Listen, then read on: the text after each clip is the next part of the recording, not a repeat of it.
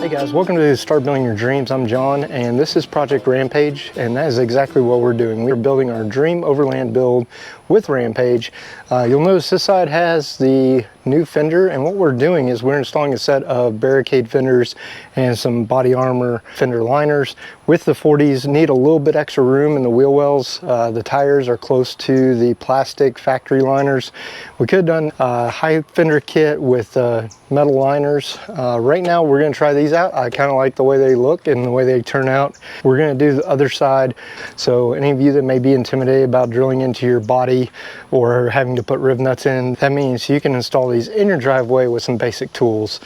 I will say that the fender liners are a little challenging, come with a few brackets, but for the most part it's not a bad project.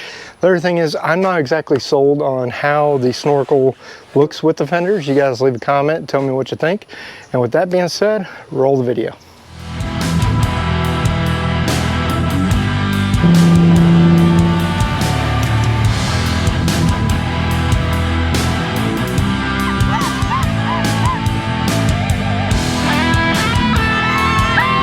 Hold on.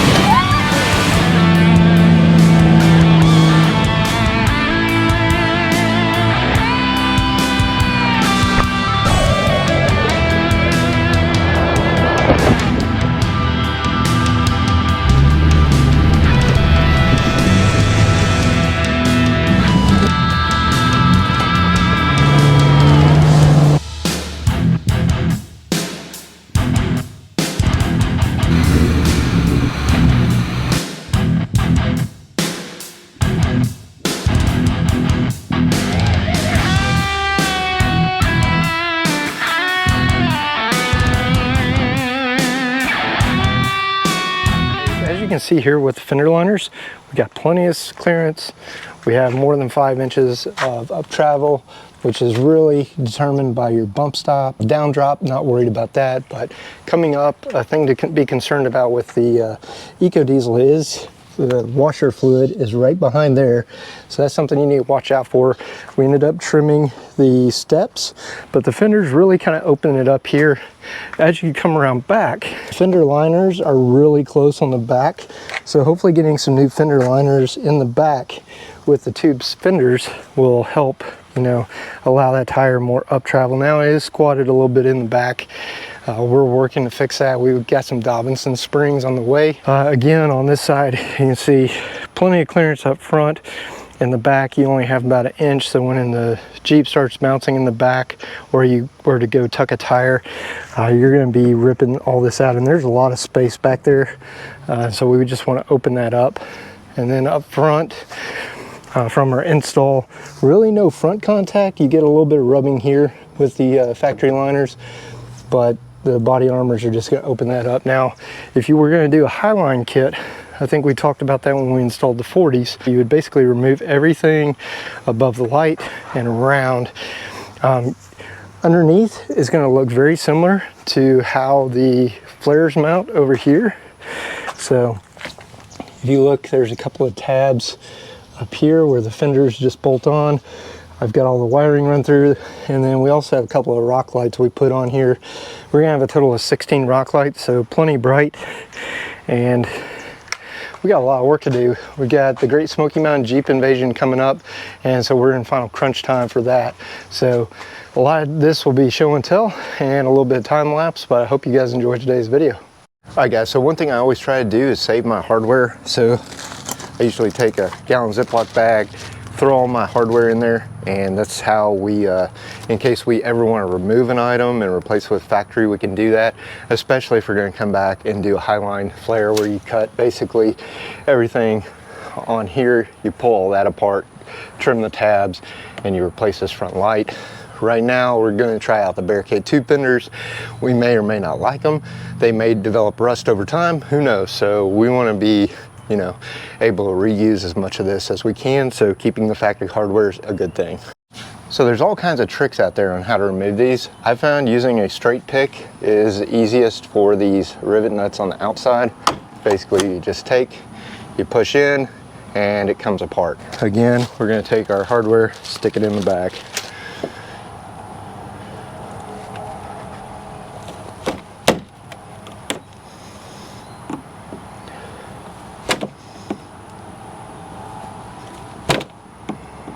sometimes they're a little bit tight. As you can see, the way this works is this just crunches down, and there's a tab there in the center that gets pushed in, so it's kind of like a rivet. And that way, you know, if you ever wanted to put this back together, you could.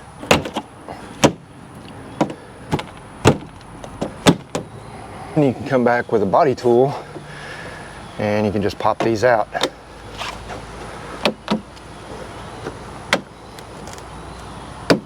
On the inside, you're going to have 3 or 4 10mm nuts that are connected to little tabs, and those tabs are going to take and hold the fender liner together. So make sure we're going the right way.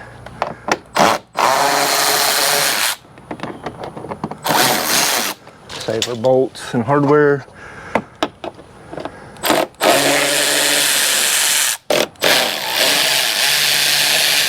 Last one is up through this hole. There's a 10mm bolt up there, and so you're going to put your socket up in there, take that off. That's actually what holds the light assembly and that inner structure to the front of the Jeep.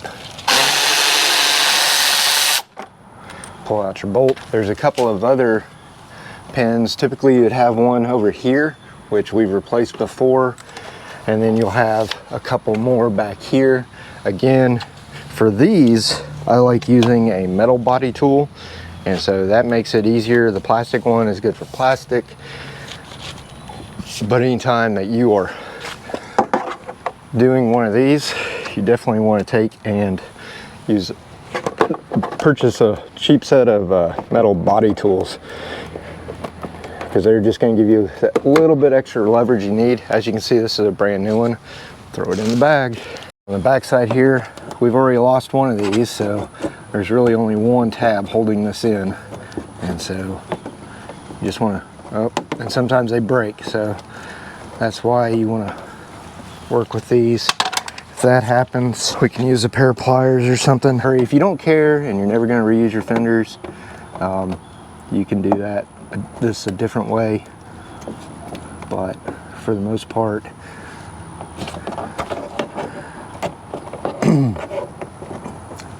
we're going to try to do this the right way. So even the best of times, those things can snap and break, and I don't even know if I'll be able to get this one out with the way it is in there. So as you see, the top popped off. So if that's the case, the top's popped off, best bet is just to take and push it back through, because that's just how it is. Especially here at the top, you've got some more body fasteners on the inside for this liner. Again, just going to use a tool to get up underneath there.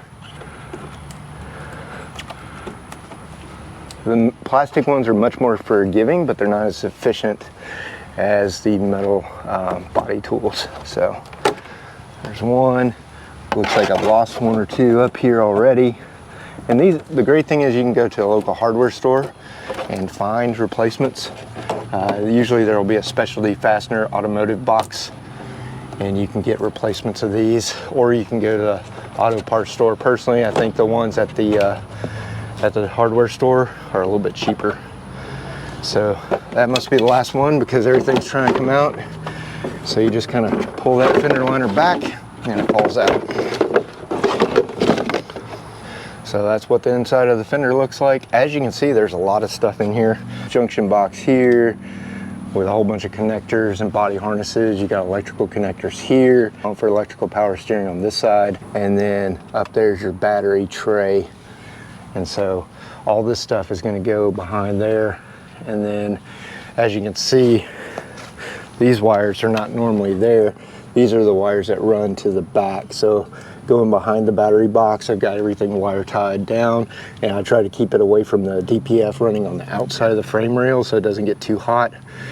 But as you can see, you want to have fender liners because of all these wires that are back there. You want to keep those things protected.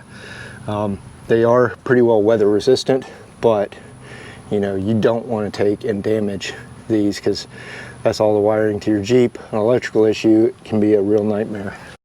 You could just rip this fender right off, but I don't want to do that. So holding your fender on are these little white tabs. There's a tab down here, there's a tab back here. Those are kind of hard to get to because they're back in there. And then you just want to work your way from one end to the other. All right, so to remove these white tabs, all you gotta do is use a pair of pliers back there, squeeze them, and then pull them out. Now, the one here is gonna be kind of hard to get to. It's best if you have like a 45-degree angle body tool, but basically all you're gonna do is push. And as you can see, that just popped. And if you start at the back here, you can just kind of pull this, there's a bracket. You just pull it down, and then you can work your way around. Large needle nose, they're straight, may work a little bit better, but we're just gonna take, pop, you can hear the clip pop, and then pull through. And then once you get about 2 or 3, there's one that's hidden, that's vertical on the outside. So that one you're gonna have to pull and break. But the rest of these, you can pretty much salvage. I'll save you some pricing on hardware in the future. All right, that one was a little bit of pain. Another thing is you're gonna wanna take apart this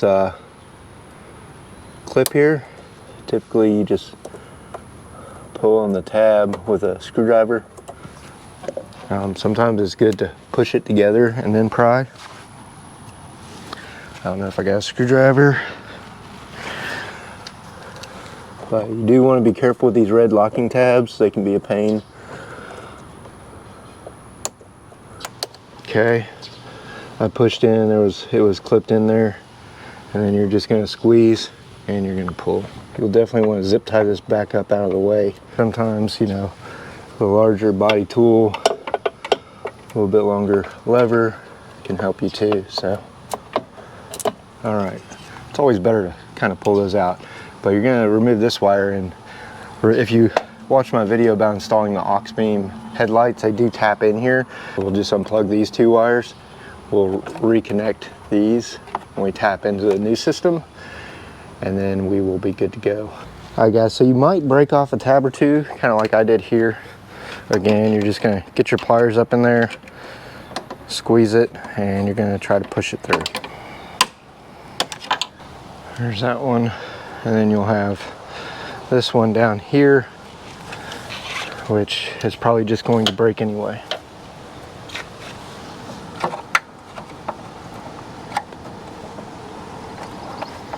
Because there's really no way to get back in there. All right guys, before you install your fenders, as you can see, they're pretty dirty. I'm just going to use some detailer cleaner, spray it down and scrub it down. Get any of that salt and dirt out of here that, you know, could cause your body to paint to deteriorate. As you can see, this is actually wax from overspray,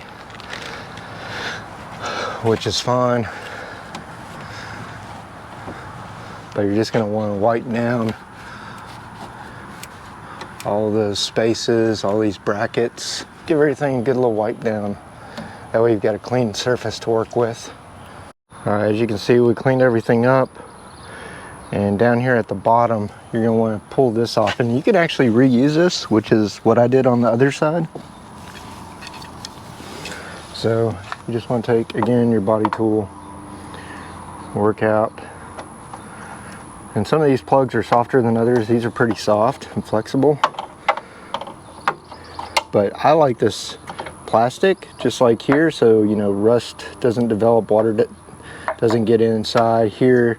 You know, the JT body is aluminum, but you know, all that mud sitting in there over time can cause issues because aluminum does oxidize. It's not quite as bad as rust with steel, but you want to remove these 2 body plugs here if you can. So we're going to start off with the front fender. It's going to be wrapped, so you want to remove all this wrapping on here, and this is just going to sit up here. So you're just going to sit that up there for now, then you'll connect your wiring harness. Now on your wiring harness, you're going to have a couple of plugs, a white, a yellow, and a black. Got a Jeep with LED lights. You don't need to do this. You just kind of leave those two wires flapping. But if you get the halogen lights like this one originally came with, you use these resistors. I already plugged up the other side and checked it out. So you just take, it's already pre-plugged, easy wiring hookup. Now in my case, I've got the LED halos, and so that's an extra step I've got to do to tap into these two wires. But everything else is just plug and play. Your side marker light has a connection here, and then you've got your wiring here, and this runs back here, and it's even got a new red tab in case you broke your other red tab. Push it together, it clicks, and then you push in your locking tab, and then you'll want to take and zip tie all this stuff up out of the way. Zip tie all this up when we're ready to do our inner fender liners, because our inner fender liner is going to go here and bolt on to these, and then a couple of tabs down here and up here to hold it into place. Alright guys, so our white and red wire here on our main harness is what we tapped into last time. That goes to the white wire, which runs up here to your marker lights. So these are actually marker lights, these are not turn signals. And then your yellow wire here runs into where your turn signal is. So you're going to tap into this yellow wire here that goes into your LED, and then you're going to tap into your white wire here. So white to this white wire, yellow to this wire, and that will, the yellow will be your turn signal, and this white wire will be your running light. You tap into this to run your white halo, tap into the yellow to run your yellow halo. All right guys, before you connect everything, you want to double check all your wiring before you bolt on your fender. So let's go check the wires real quick. Looks like we're blinking. Looks like we got our running light, so that's good. Now we're going to start putting stuff together. All right, a couple things we're going to do is we're going to start our brackets. So again, the great thing is these are completely bolt on, so this little tab here is going to slide up over the hole that's already in the front of the Jeep where that big tab was. And you're going to want to make sure that that is centered on that hole so you can run a bolt down in there. And then your U bracket here is going to bolt on to the outside, but it's going to tilt down a little bit, so somewhere at that angle, and you'll do your final positioning once you're ready to do your inner fenders. This one is your Z bracket. As you know, this one has a P. On the driver's side, it has a D. And that bracket will come down here to this upper tab. The other side holds the washer reservoir, and I'm going to actually put this on the back side facing out like that.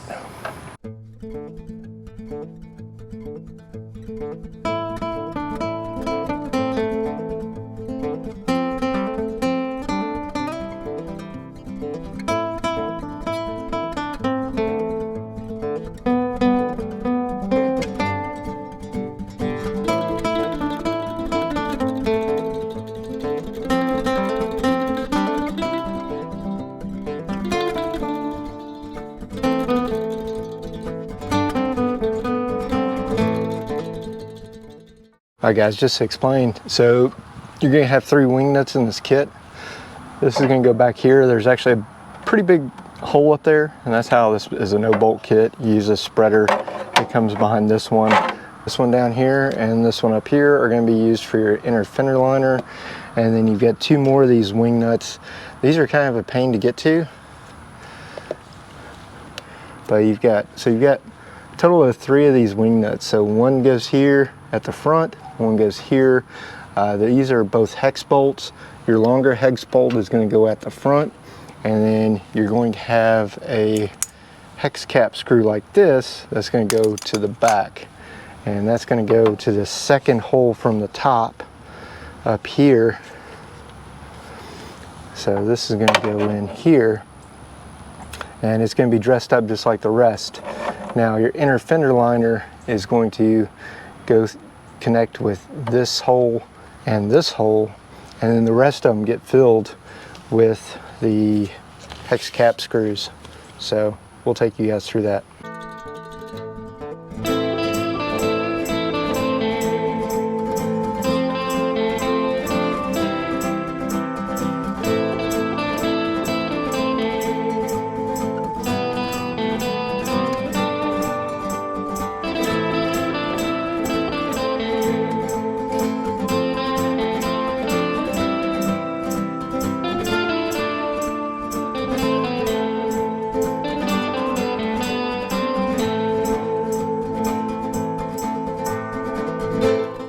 Alright guys, while we've got the fenders going in, we installed some rock lights. We use some 5/16 drill bits for these.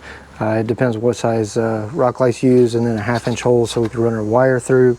All I'm going to do now is roll up the wire just so that we can take and feed it through to the engine bay where all these are going to get connected up next to our aux beam. They come with a twist tie, and I'm going to give them a little bit of slack just so I can go up through the engine bay, set them up near the top of the engine, and just tie them back up.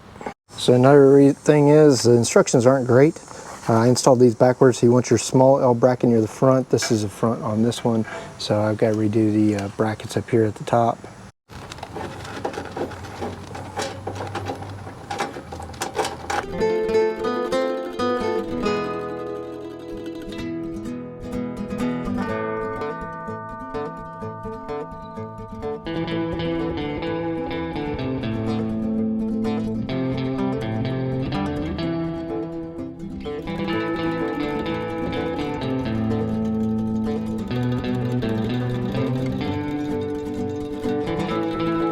Alright guys, we're going to pop our hood and we're going to run our wires up.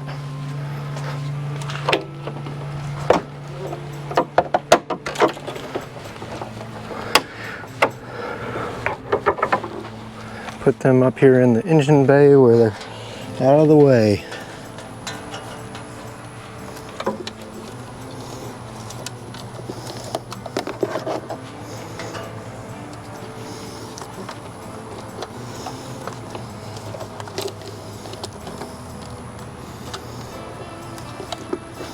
Kind of back into place right there, and we're going to get the bottom started here.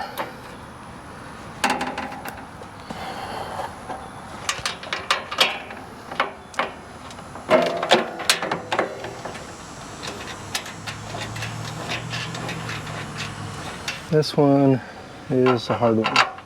Alright guys, so we got the bolts in back here, we've got them loose up here. We're going to tighten everything down for the fender, and then we'll move these into final position because they bolt in through the bottom of here, and those are a little bit tricky.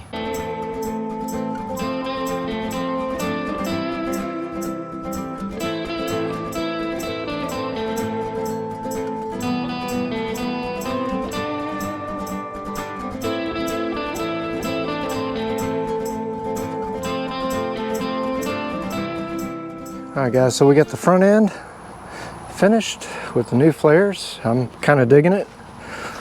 Looks pretty good. Got to pull the plastic off here. That way it doesn't melt. Always pull your plastic off. Learn that lesson. So I'm digging it. Now I got to go do the back. Alright guys, so the back is going to be very similar to the front. We're going to remove the outer fender, remove the inner fender. A few less bolts in here, but we'll take all this loose and we will pull this off.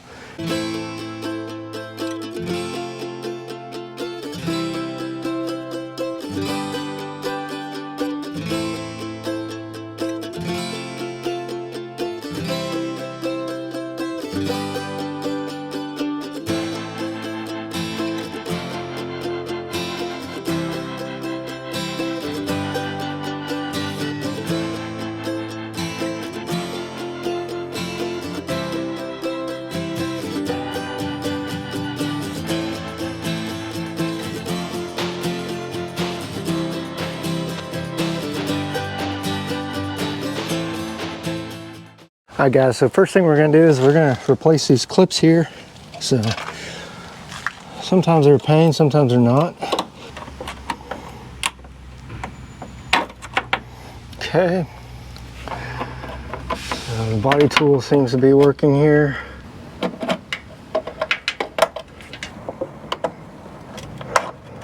Alright. Got those three out. Got our new hardware here. Just going to slide these up into place. And I did a little bit of a pre-fit and everything looks good. Put our old hardware in our bag. Make sure we got our bolt ready to go in, and we do. We're going to do our fender liner, get it up into place, and then we'll start running our fender itself. because some of the fender bolts will probably match up with those holes. Now if you didn't have the tire here, it'd probably be a little easier. All right guys, so we've got to take and drill a hole, 25/64 for a rib nut. That's going to go right here. It's a blind spot, you can't get to it outside of from behind or anything, because it's a box channel that's welded to the body. Throw some painter's tape on, drill the hole, and then we will take and put a rib nut in. Take some painter's tape here, put over our hole. We can see where the hole is right there. Got our 25/64 and our trusty Milwaukee, and you're only going to go through the first layer, just like that. That hole is ready for the rib nut. So in the kit they give you a rib nut tool, and it's pretty easy to use. You're just going to need probably a 13mm wrench. You're going to take thread on your rib nut here to where it's seated, and you'll need 2 wrenches, one to hold this and one to turn this. So that's just going to go right through there. Good tight fit, which is what you want. Went and grabbed a 13mm socket here. We're going to hold it with a wrench. You'll feel it compress down.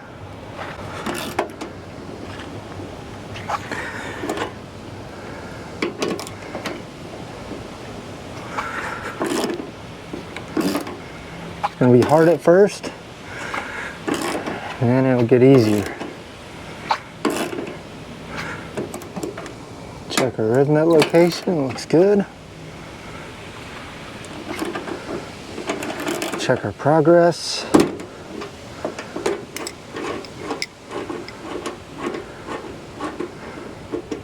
That's in there good and tight, which is what we want. Give it one more turn. What you don't want to do is strip anything or break anything, because again, that is sealed.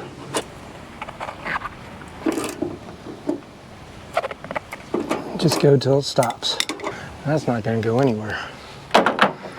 All right, now we're ready to put our fender on, because we don't really have to drill any more holes. We just have to get everything lined up. When we do our lights, we'll probably do our lights over here on the inside, because that's probably the least likely place that they're going to get hit, being inside of here. Ideally you want the light shining behind the tire and out to casting out to the side, and so we're going to do the best we can with the lights, and then underneath the truck we'll put them facing down. All right, so we're going to get our bolt ready underneath, because we already did a test fit. These are heavy, so what we're going to do is we're just going to start one. All right, I feel that one started. Just going to work our way around now, starting the bolts. Again, we're going to leave everything loose until we are ready for final install.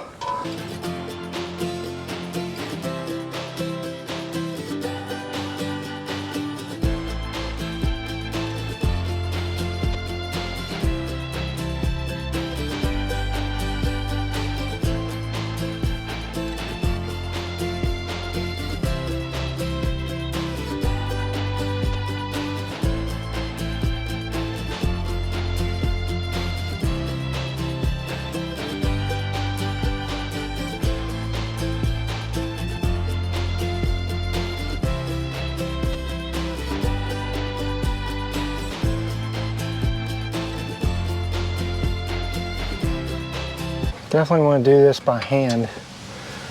Don't get excited and try to do it with power tools. You could, but you can also scratch up your paint on these fenders. So doing it by hand is a safer bet. Get that one in, and we just gotta get this one in. We'll start going tight with everything. All right guys, as you can see, we've opened up a lot more space around the tires. Even if we're a little squatted in the back still, it's all the weight. Out front, looking good. Definitely liking this.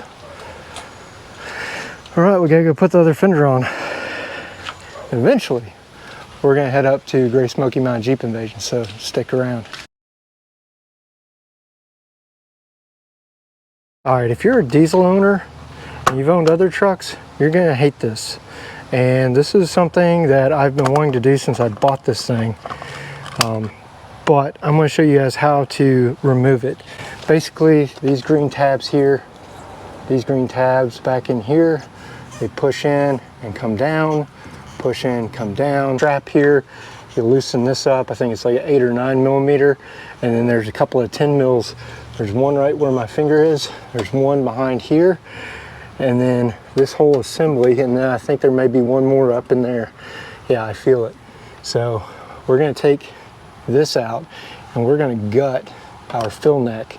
Because if you ever try to go cross country, when you stop to get DEF at the big rig pump, you're gonna wanna be able to fill up your truck. And it's really annoying not being able to do that, because you can fill up your truck and then hang up the pump, and then usually the DEF will kick in.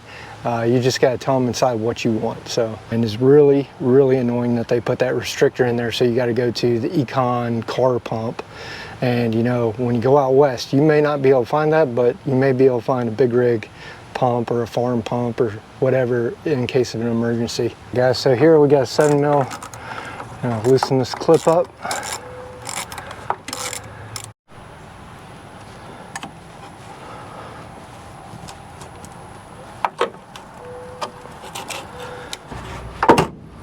All right. So in all, in order to remove this, we had 4 10 millimeter flange nuts here. So we unbolted this. It goes into the Jeep like that. If you've ever been to a truck stop and tried to fill up with large pumps, you can't do it. So what we had to do is we had to remove it. It takes a lot of work. We had to beat on it with a screwdriver, use some picks. Once we could get a little bit of leverage up here, as you can see, the end's a little bit messed up, but twisted. It's got a large side and a small side. See, here's the large side, here's the small side. This whole assembly comes out and it goes together like this. You got to get a you got to use some picks in there, so you see how it's lined up. You got to get some picks in there, pry up underneath that, and then you can pull out your restrictor. And this restrictor is annoying. I'm sure it's like EPA, so nothing catches fire or something like that. But basically, after you get done with that, you just put everything back together. It clicks. Now you can use the big truck pumps. And so when you go to the pump to get DEF, you can prepay, say, hey, I need DEF and fuel, fill up your fuel, and then fill up your DEF. So just a little trick for you guys. Let's go put this thing back in and we'll finish up this other side. Plate goes in, there's a peg over there. This is going to go up and through the holes. So try not to get any dirt in your fuel tank and your DEF. You're going to stretch this around your DEF, stretch this around your filler neck, and it should just stop right there. And then you can move your underneath. There's a bracket that you have to get into place. So that side's on, this side's on. While we're up here, I'm going to stick the caps back on. And that is definitely something I've been wanting to do since I got the Jeep. Put our filler neck up here. We got to line up our tabs. There's a bolt that drops in on this side, and so we got to get that lined up back through the hole. So that gets lined up there. Other one gets lined up on a tab over here. And put this one back on. Again, these are 10 millimeters. Get our other 10 mil on this one.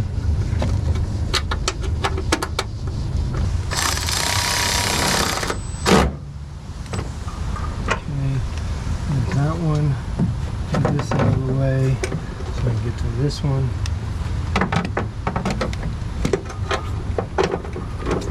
Alright guys, so now we go to the fill station. We're going to fill up at the big pumps. So that's absolutely awesome. So now we put our breather back on. Got this, we got to tighten up this clamp, and then we'll start working in our fender liners and the fender on this side. Alright guys, on this side we're going to do our roof nut. So It's going to go in that hole right there. And drill it out.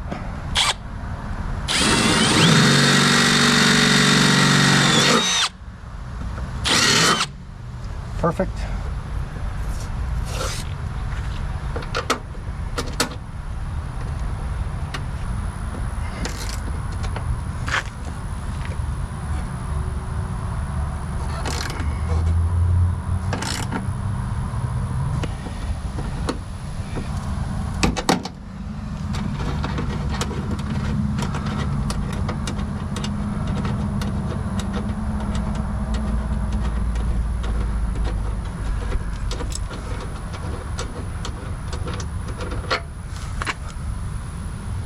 All right,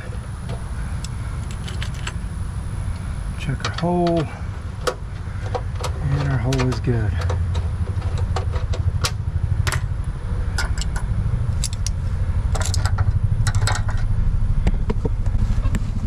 Alright guys, so I'm going to finish up this side. Alright guys, so we finished up the fender install just in time for Great Smoky Mountain Jeep Invasion. Over here we've got Rampage with the 40s and the Fittipaldi bead-locks. There's plenty of clearance for the 40s, no rubbing anymore on the tires. A little bit worried when we flex it that we may have some rubbing up at the top. After we installed the fenders, we also went and we fixed the fuel. So now you can use a big rig fuel pump to fill up the truck when you stop to get your def from the pump. So definitely one of my favorite mods. But overall, fender flares turned out well. So I want to say thanks for watching. Again, you can save 7% at Overland Outfitters on their trash bags, their tool bags, also the toppers using the code SBYD.